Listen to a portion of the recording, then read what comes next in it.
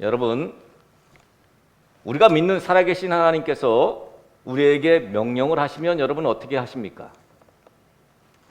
의외로 하나님께서 다양한 방법과 다양한 루트를 통해서 우리에게 많이 말씀하시고 우리에게 명령하십니다. 그런데 그 하나님의 말씀에, 그 하나님의 명령에 우리가 어떻게 응답하는지를 우리는 돌이켜봐야 합니다. 대부분은 그럴 것입니다. 잠깐만요, 하나님. 하나님 명령하시는 그 명령에 제가 동의가 되지 않습니다. 다시 한 번만 생각해 주시겠습니까? 사실은 하나님께 이렇게 묻는 것 정도면 정말 괜찮습니다. 물으면 또 대답하시니까요. 하나님, 제가 하나님께서 내게 말씀하신 그 명령에 내가 도무지 동의가 되지 않습니다. 그럴 수 있잖아요. 그런데 대부분의 사람들은 하나님 명령하시는 그 명령에 그냥 차일피일 미루게 되죠. 대부분은 민기적거린다 그러죠. 민기적거리는 것이죠. 왜 그렇습니까? 하기는 싫고 하나님 말씀이시니까, 하나님 명령이시니까 하긴 해야겠고. 여러분, 그럴 때마다 오늘 말씀이 떠오르시기를 축복합니다. 결국 복이 되는 명령, 복이 되는 우리에게 형통하게 하시려는 하나님의 말씀, 하나님의 명령이라는 거죠. 오늘 말씀은 창세기 22장, 오늘 말씀의 배경은 아브라함이 100세의 아들 이삭을 낳았습니다. 그렇게 아들을 낳게 되자 사라의 몸종이었던 하갈을 통해서 낳은 이스마엘을 내치게 되죠. 그러나 하나님은 이스마엘에게 긍휼을 베푸셨고 그리고 큰 민족을 이루게 하셨어요. 그리고 아비멜렉이 아브라함이 무슨 일을 하든 하나님이 함께 하시는 것을 알고 브엘세바에서 아브라함과 맹세를 하게 됩니다. 그리고 난 이후에 오늘 말씀이 나오고 있습니다. 오늘은 하나님이 이 아브라함에게 100세의 아들 이삭을 주셨습니다. 그런데 그 100세에 낳은 그 아들을 지금 바치라고 하는 거예요. 오늘 벌어지는 내용은 모두 1절 말씀처럼 하나님이 아브라함을 시험하려고 하신 일이에요. 이건 다 시험이었어요. 여러분, 1절 우리가 읽었지 않습니까? 그 일 후에 하나님이 아브라함을 시험하려고 그를 부르시되, 여러분, 시험하려고 지금 이 일을 벌이신 것입니다. 성경에는 두 가지 시험이 나오죠. 하나는 사단의 시험입니다. 인간을 타락하게 만드는 그 유혹의 시험이죠. 그리고 또 하나의 시험은 뭡니까? 하나님이 성도의 신앙을 증명하는 테스트, 그 시험을 합니다. 여기서 아브라함이 당한 시험은 그 테스트죠. 믿음의 조상으로 연단시키려는, 하나님의 뜻에 인간적인 생각을 완전히 굴복시키려는 순종의 시험이었던 거죠. 그런데 오늘 우리가 읽은 이 말씀으로 보면 이 아들을, 그것도 100세에 낳은 아들을 하나님께 바치라고 하면 보통은 어떻게 말합니까? 이렇게 말씀하시는 이 명령에 보통은 뭐라고 말해요? 네? 왜 그래야 돼요? 그렇게 물어야죠. 그래도 하나님이 바쳐라 그렇게 하시면 대부분은 아까 말씀드린 대로 민기적거리면서 하나님의 명령을 거두어 주시기를 기대하는 거죠. 왜? 동의가 되지 않아요. 아니, 주실 때는 언제고, 그것도 100세. 그리고 이제 바치라고 하면 이거는 말이 안 되지 않습니까? 라면서 하나님에게 시위하는 거죠. 그런데 지금 누굽니까? 믿음의 조상 아브라함 아닙니까? 확실히 아브라함이 하나님 앞에서의 이 순종의 모습은 타의 추종을 부러워합니다. 자, 2절에 보니까 여호와께서 이르시되 내 아들, 내 사랑하는 독자 이삭. 하나님은 이미 다 알아요. 정말로 사랑하는 독자, 그것도 100세에 낳은 아들 이삭이라는 걸 다 압니다. 그 아들 이삭을 데리고 모리아 땅으로 가서 내가 내게 일러준 한 산, 거기서 그를, 이삭이죠, 이삭을 번제로 드려라. 이게 하나님의 명령이었습니다. 하나님은 이삭을 아브라함이 얼마나 사랑하는지 알고 있었습니다. 그런데 이삭을 모리아 산으로 데려가서 번제로 바쳐라. 여러분, 시험이라고 했으니까 우리는 좀 곰곰이 생각을 해봐야 합니다. 하나님께서 왜 이런 시험을 주셨을까? 아브라함에게 이 시험을 통해서 원하시는 것이 무엇일까? 결국 결론적으로는 아브라함의 전적으로 하나님의 말씀을 따르는 이 믿음, 이것을 보시고 하나님을 경외하는 줄 아시고 이삭을 살려주셨고, 이미 예비해 두신 수풀에 뿌리 걸린 그 순양을 번제로 하나님께 드리게 했습니다. 자, 그러니까 이 시험은 무슨 시험이라고요? 무엇을 위한 시험이라고요? 아브라함이 하나님을 경외하느냐를 시험한 거예요. 아마 모르긴 해도 아브라함은 100세의 아들을 낳았으니까 정말 이 이삭을 사랑한다는 정도로는 모자랄 정도로 끔찍히 아꼈을 것입니다. 마치 아들이 하나님처럼 애지중지 우선순위가 됐을 수도 있어요. 그것은 이삭을 직접 낳은 사라도 마찬가지 아닙니까? 하나님은 아브라함이 당신을 경외하는 것, 즉 하나님 우선순위가 되는 삶으로 그렇게 살아가기를 원하셨기 때문에, 어쩌면 그것이 의심되었기 때문에 지금 이러한 테스트를 하고 있다는 것이죠. 우리에겐 시험이 없습니까? 우리에게도 이러한 시험들이 있습니다. 하나님은 우리가 하나님을 경외하는가, 하나님의 말씀에 순종하는가 시험하십니다. 우리의 우선순위가 하나님의 말씀에 있는가를 시험하신다는 것입니다. 너희가 돈이 먼저인지, 자식이 먼저인지, 사업이 먼저인지, 하나님보다도 더 그것이 먼저인지를 시험하시는 것이죠.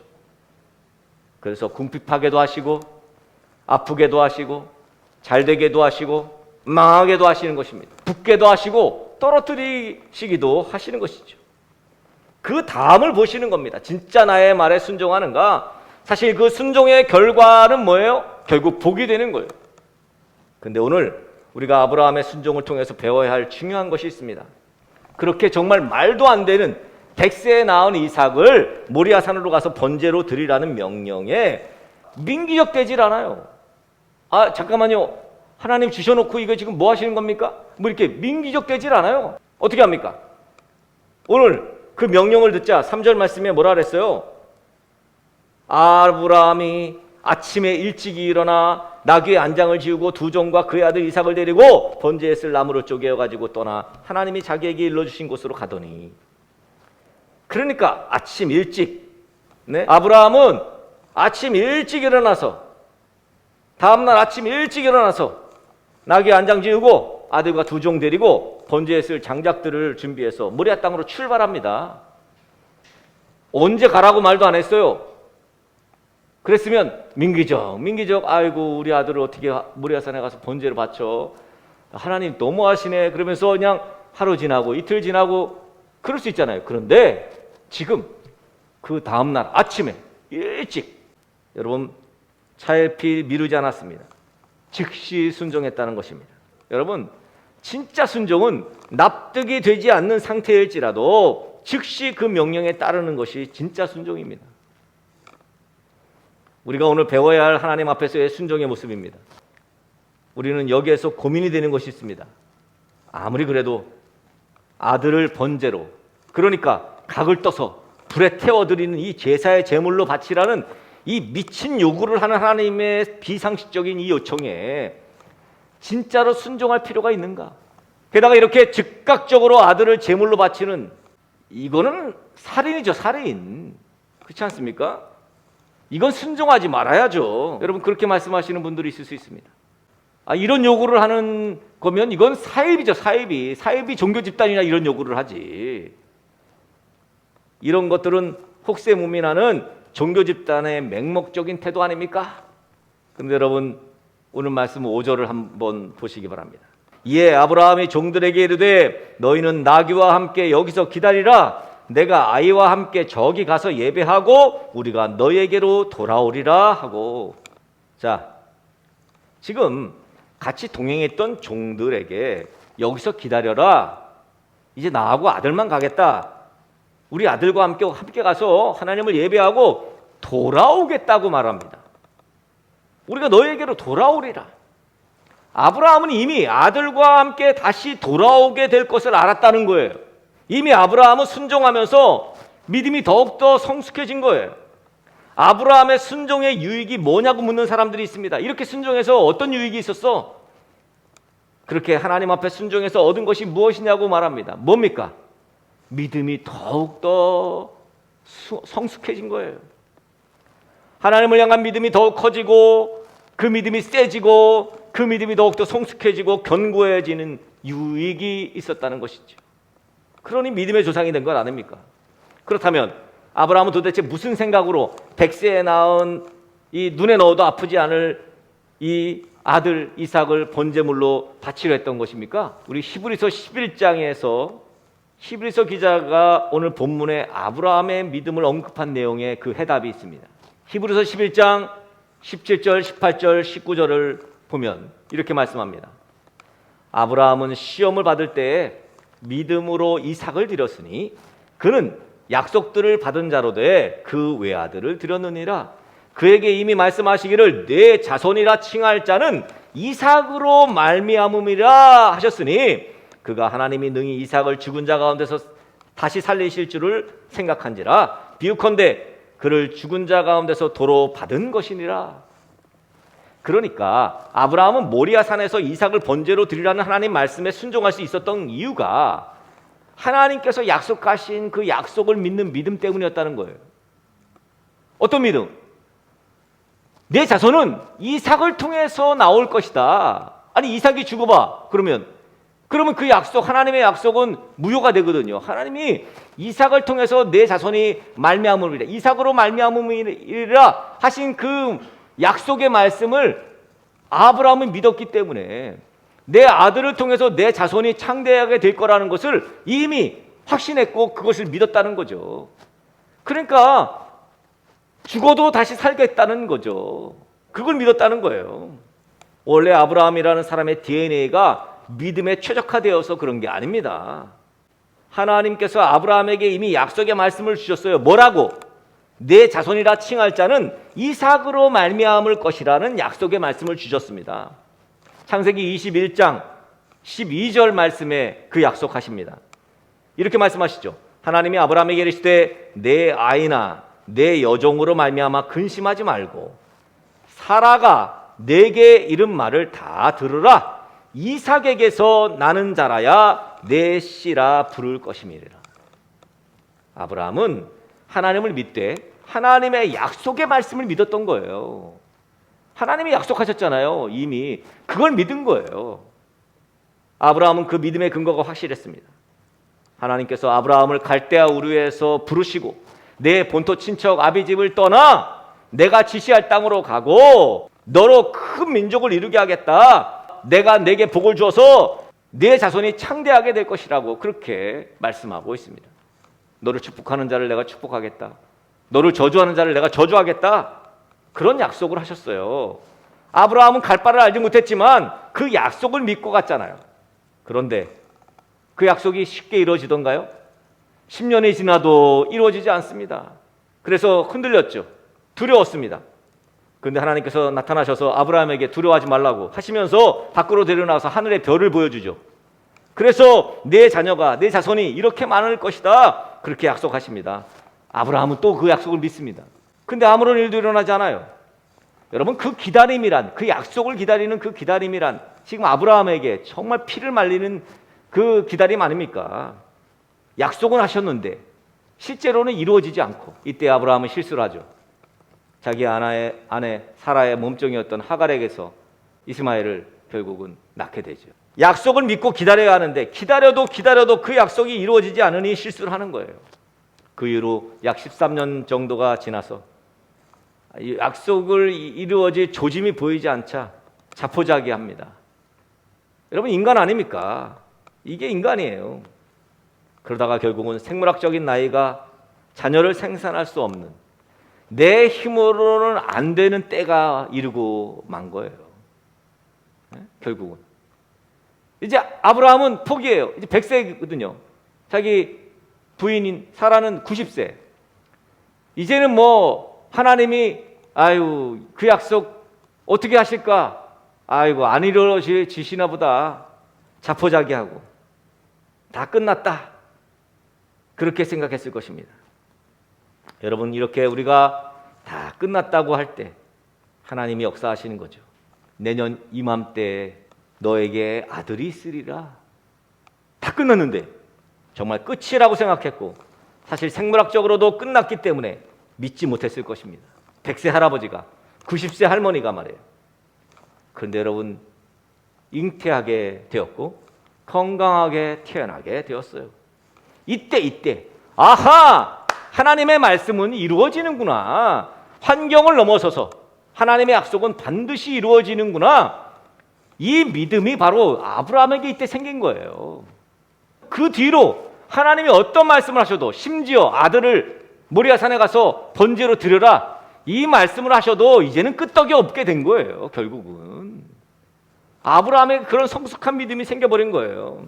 믿음의 초기에는 자꾸 가지는 것에서 얻는 것의 믿음이라고 생각하는데, 그러나 결국은 믿음의 성숙한 단계에 이르면 결국은 믿음이라는 건 포기하는 거다. 돈을 포기하고 자기를 포기하고 사업을 포기하고 더욱 성숙한 믿음으로 자라지 못하는 이유 중에 하나가 포기하지 못하기 때문이다, 이렇게 말씀하시더라고요. 하나님은 아브라함에게 100세에 낳은 이삭을 포기하라는 거죠. 그런데 과거의 아브라함이었으면 민기적되고 어떻게 핑계를 만들어서라도 피하려 했을 텐데, 지금 약속을 철석같이 믿게 된, 포기할 때 하나님께서 결국은 아들을 낳게 해주신 그 하나님 말씀을 이루신 것에 대한 확신이 생긴 그 확신의 믿음이 생긴 아브라함은 즉시 그 말씀에 순종하게 되죠. 이른 아침에 떠나는 거예요. 그냥. 우리는 어떻습니까? 우리의 믿음이 흔들리는 이유가 무엇입니까? 굶어 죽을 것 같습니까? 망할 것 같습니까? 그래도 하나님의 약속을 믿으셔야 합니다.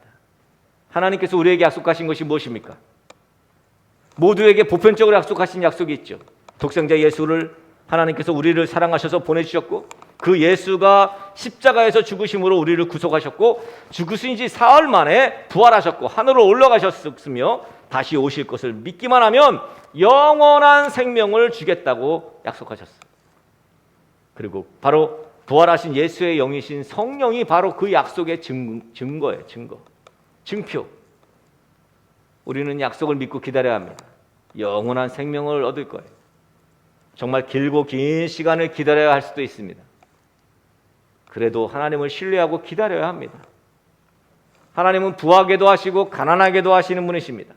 그러나 분명한 것은 우리에게 있어야 할 모든 것이 무엇인지를 다 아시는 분이에요. 왜? 우리를 창조하시는 분이기 때문에. 우리가 무엇이 필요한지, 우리에게 있어야 할 것이 무엇인지를 다 아십니다.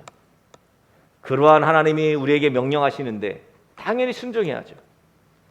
하나님께서 우리에게 말씀하시면 즉시 순종해야 합니다. 그것이 성숙한 믿음으로 나아가는 길이며 형통하게 되는 길입니다. 부디 사랑하는 등대교회 성도들 모두 하나님의 말씀을 들었으면, 다양한 루트를 통해서 하나님 말씀하십니다. 여러분이 아침에 일어나서 말씀을 묵상하다가 하나님 말씀하실 것이고, 또 연약하지만 이 부족한 종을 통해서도 여러분은 말씀하실 것이고, 또 여러분 주변의 사람들을 통해서도 여러분에게 말씀하실 텐데, 그 말씀에 그냥 즉시 순종할 수 있는 성숙한 믿음이 여러분에게 있길 간절히 축복합니다. 말씀을 들으시면, 하나님 음성을 들으셨으면 즉시 순종하시는 성숙한 믿음의 사람들, 우리 등대교회 성도들 되시기를 예수 그리스도의 이름으로 축복합니다.